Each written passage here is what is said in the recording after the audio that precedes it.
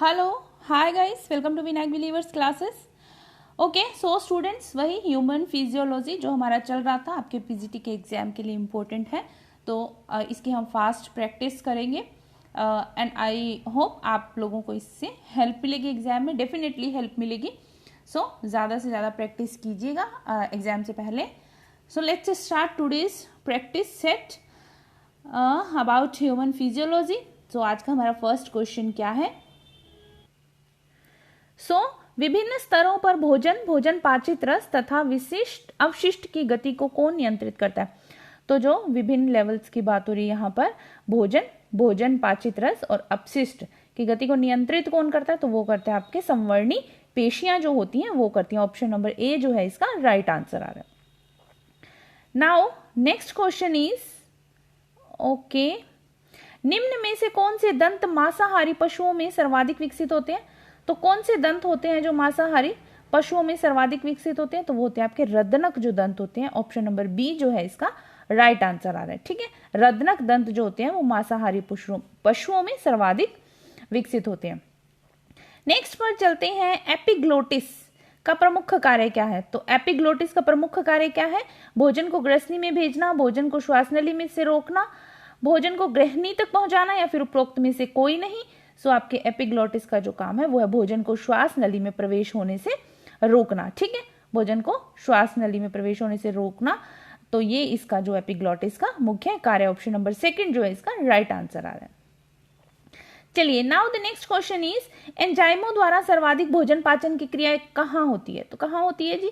आपके एंजाइम्स के द्वारा सर्वाधिक भोजन पाचन की क्रिया जो है वो ग्रहणी में होती है। ठीक है, ऑप्शन नंबर जो इसका सी है राइट आंसर है, ग्रहणी, जो कि आपके छोटी आंत का अग्रभाग होता है। ठीक है, यहाँ पर होती है। ऑप्शन नंबर सी जो है इसका राइट आंसर है। नाउ नेक्स्ट क्वेश्चन इज, निम्न में से कौन लार ग्रंथि नहीं है? ठीक है, निम्न में से कौन लार ग्रंथि नहीं है? तो हमें इसमें से देखना है कौन सी लार ग्रंथि नहीं है। कर्ण पूर्व ग्रंथि, अधोजंब, अधोजीवा या फिर पीयूष ग्रंथि। सो आपके इसके अंदर जो लार ग्रंथि नहीं है वो है आपके पिट्यूटरी ग्लैंड जो है वो लार ग्रंथि नहीं है। ऑप्शन नंबर डी जो है इसका राइट आंसर है। स्टूडेंट, आई होप आप सबको ये वीडियो अच्छा लग रहा होगा और आप लोगों के लिए बहुत हेल्पफुल होने वाला है आपके एग्जाम के पॉइंट ऑफ व्यू से। वीडियो अच्छा लगे तो लाइक शेयर सब्सक्राइब करना नहीं भूलिएगा, और इसी तरह से आप अपनी प्रैक्टिस करते रहिए ज़्यादा से ज़्यादा। क्वेश्चंस का कुछ पता नहीं होता, कहाँ से आएंगे कहाँ से नहीं आएंगे, सो ये कहा नहीं जा सकता, लेकिन आपको पेपर में देखकर ऐसा नहीं लगना चाहिए कि आपने ये क्वेश्चन कभी पढ़ा नहीं है, देखा नहीं है। तो जितना ज़्यादा हो सके आप प्रैक्टिस करेंगे तो पेपर में आप ना तो कंफ्यूज होंगे, और अगर आपके कॉन्सेप्ट क्लियर है तो कंफ्यूजन का तो सवाल ही नहीं उठता। तो ज़्यादा से ज़्यादा अपनी प्रैक्टिस कीजिए, कंफ्यूजन क्लियर कीजिए, अपने कॉन्सेप्ट्स जो है उनको क्लियर कीजिए, अपनी कंफ्यूजन को दूर कीजिए। ठीक है, चलिए, नाउ नेक्स्ट क्वेश्चन इज, निम्न में से कौन सा एंजाइम जो है अग्नाशय द्वारा स्रावित नहीं होता? तो कौन सा एंजाइम है जो अग्नाशय द्वारा स्रावित नहीं होता? तो रेनिन जो एंजाइम है वो आपके अग्नाशय के द्वारा स्रावित नहीं होता। ऑप्शन नंबर डी जो है, सॉरी, ऑप्शन नंबर सी जो है इसका राइट आंसर है, रेनिन एंजाइम। ठीक है, okay, now next question is okay, निम्न में से कौन सा जो अंग है वो द्वितीयक श्वसन अंग है? तो कौन सा अंग है द्वितीयक श्वसन अंग? मुख, नासिका, नासाग्रसनी, स्वर यंत्र। तो द्वितीयक जो है वो आपके मुख है। ऑप्शन नंबर ए जो है इसका राइट आंसर आ रहा है। ठीक है, ऑप्शन नंबर ए जो है इसका right answer. Now next question is, बाएं फेफड़ों में पाए जाने वाले खंडों की संख्या होती है? तो आपके जो लेफ्ट साइड के लंग्स होते हैं उनमें पाए जाने वाले तो खंड है उनकी संख्या कितनी होती है? तो उनकी आपकी संख्या होती है 2। ठीक है, option number d sorry c जो है इसका राइट आंसर है। 2 जो खंड है वो बाएं फेफड़े में पाए जाते हैं। नाउ नेक्स्ट क्वेश्चन इज, एल्विलॉय में पाई जाती है। एल्विलॉय में क्या पाई जाती है? तो चलिए देखते हैं इसके अंदर। एल्विलॉय में आपके शल की उपकला, उपास्थि छल्य, उपरोक्त में से कोई नहीं। तो शल की उपकला जो है आपके एल्विलॉय में पाई जाती है। ऑप्शन नंबर ए जो है इसका राइट आंसर आ रहा है। नाउ नेक्स्ट क्वेश्चन इज, रुधिर का द्रव्य भाग क्या कहलाता है? ओके, रुधिर का द्रव्य भाग क्या कहलाता है? तो वो आपके कहलाता है प्लाज्मा। ठीक है, सीरम, लसिका, उपरोक्त में से कोई नहीं तो नहीं आएगा। ये आपके प्लाज्मा जो है इसका द्रव्य भाग कहलाता है ब्लड का। चलिए नेक्स्ट क्वेश्चन पर चलते हैं, साधारणतः लाल रुधिर कणिकाओं का विनाश कहां पर होता है? तो कहां पर होता है आरबीसी का विनाश? तो वो होता है आपके प्लीहा में, जिसको कि आपके स्प्लीन बोला जाता है इंग्लिश में। तो ऑप्शन नंबर ए जो है इसका राइट आंसर आ रहा है। ठीक है, ऑप्शन नंबर ए जो है right answer. Now next question is, निम्न में से कौन सी कोशिका श्वेत रक्त कणिका नहीं है? तो कौन सी कोशिका जो है श्वेत रक्त कणिका नहीं है? आपने भी पढ़ा होगा बी लिम्फोसाइट, बिम्बाणु, बेसोफिल, मोनोसाइट। तो आपके इसके अंदर जो नहीं है वो है आपके बिम्बाणु जो है, ठीक है, वो जो है आपके श्वेत रक्त कणिका नहीं है। ऑप्शन नंबर बी जो है इसका राइट आंसर जा रहा है। चलिए नेक्स्ट पर चलते हैं। किस रक्त समूह में लाल रक्त कणिकाओं पर ए व बी दोनों ही प्रतिजन उपस्थित होते हैं?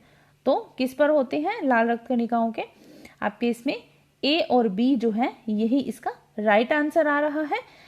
जो कौन सा ब्लड ग्रुप है, ठीक है, जिसमें रेड ब्लड सेल्स पर ए और बी दोनों ही एंटीजेंस प्रेजेंट होते हैं। तो ए और बी ऑप्शन जो है इसका राइट आंसर है। ऑप्शन नंबर डी जो है राइट आंसर है, ए और B. Now next question is, परिसंचरण के दौरान, यहां पर आएगा आपके परिसंचरण के दौरान रक्त हृदय में कितनी बार गुजरता है? तो परिसंचरण के दौरान जो रक्त है यहाँ पर के आएगा, ठीक है। परिसंचरण के दौरान रक्त हृदय में कितनी बार गुजरता है हृदय से? तो आपके ये गुजरता है 2 बार, ठीक है। ऑप्शन नंबर सी जो है इसका राइट आंसर है। जब ब्लड सर्कुलेशन होता है तो हार्ट में से जो ब्लड गुजरता है वो 2 बार गुजरता है, ठीक है। चलिए नेक्स्ट पर चलते हैं। स्टूडेंट कहीं किसी आपको क्वेश्चन में क्यूरी लगे, कहीं किसी क्वेश्चन में आपको कंफ्यूजन लगे, आप क्रॉस चेक कर सकते हैं, खुद से चेक कर सकते हैं, ठीक है। तो और अगर आपको लगता है तो आप कमेंट सेक्शन में मुझे उसका राइट आंसर भी बता सकते हैं क्रॉस चेक करने के बाद। चलिए नेक्स्ट देखते हैं क्या क्वेश्चन है। मनुष्य मुख्य रूप से किसका उत्सर्जन करता है? तो मनुष्य मुख्य रूप से यूरिया का उत्सर्जन करता है। ऑप्शन नंबर सी जो है इसका राइट आंसर आ रहा है, ठीक है। यूरिया का उत्सर्जन करता है मनुष्य मुख्य रूप से। नाउ ग्लोमेरुल्स कहाँ पाया जाता है? तो ग्लोमेरुल्स कहाँ पाया जाता है? बोमेन संपुट में आपके ग्लोमेरुल्स पाया जाता है।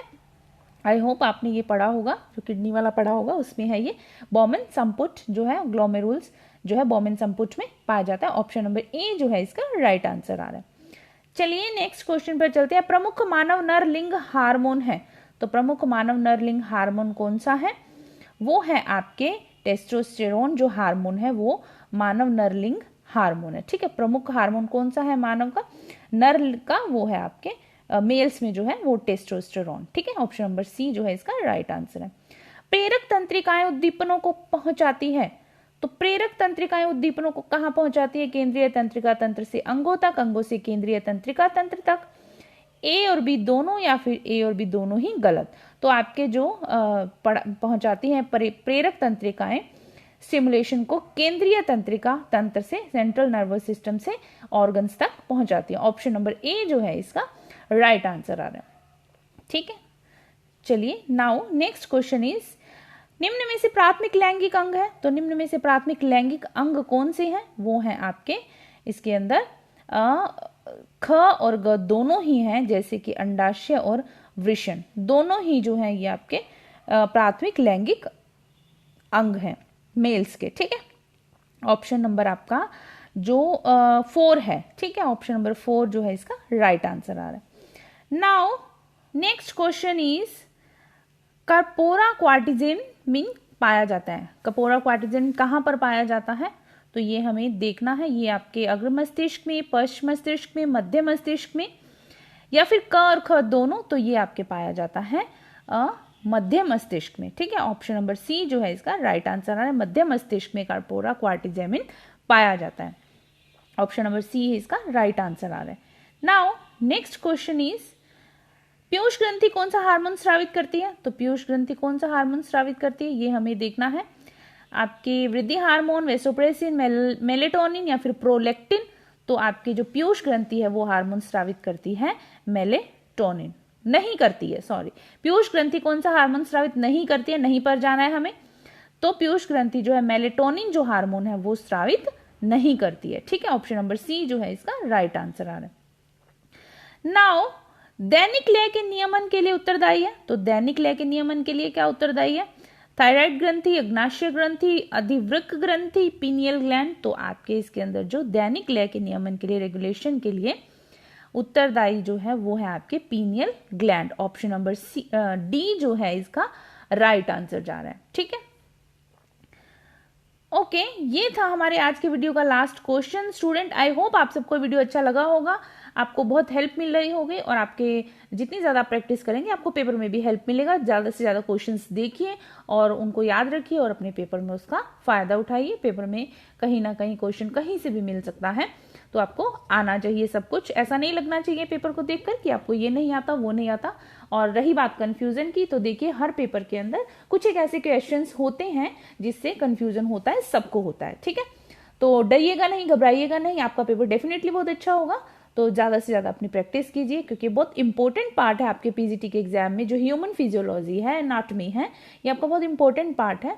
अगर आप ये नहीं करके जाएंगे तो आप पेपर में ज़्यादा कुछ नहीं कर पाएंगे। इसमें से क्वेश्चंस काफ़ी आते हैं और काफ़ी लेंदी पार्ट है ये। तो ठीक है, आपको इसको करके जाना है, बहुत अच्छे से करके जाना है।